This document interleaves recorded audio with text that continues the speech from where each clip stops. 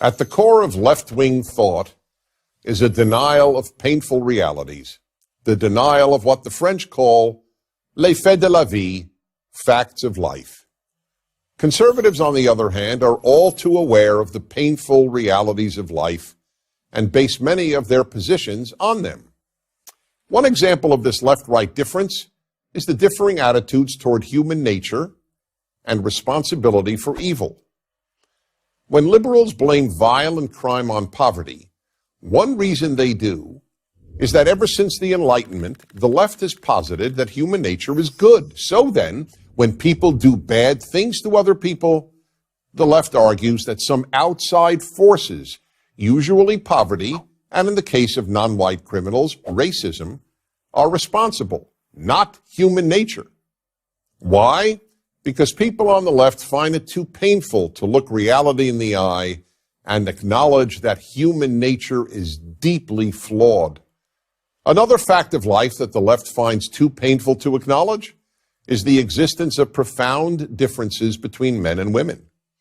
There is no other explanation for the denial of what has been obvious to every previous generation in history, that men and women are inherently different.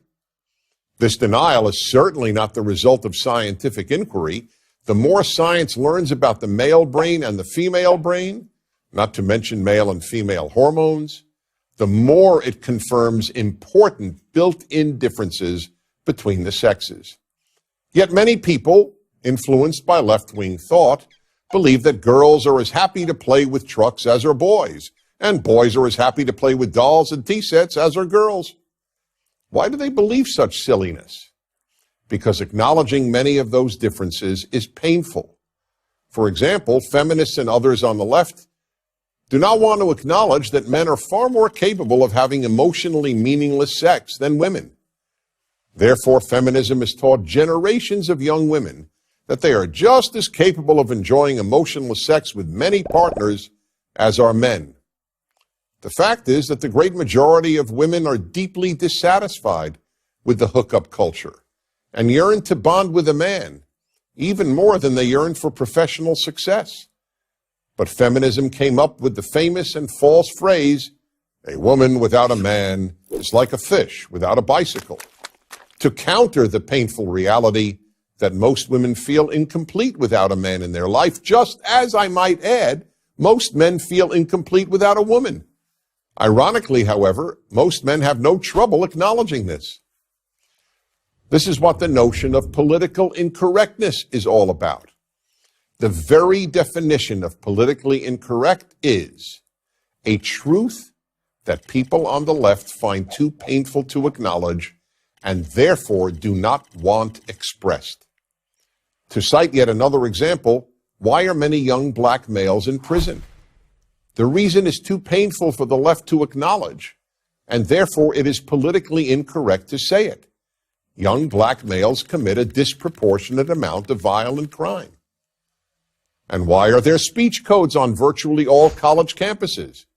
Because the left doesn't want to hear facts or opinions that cause them pain.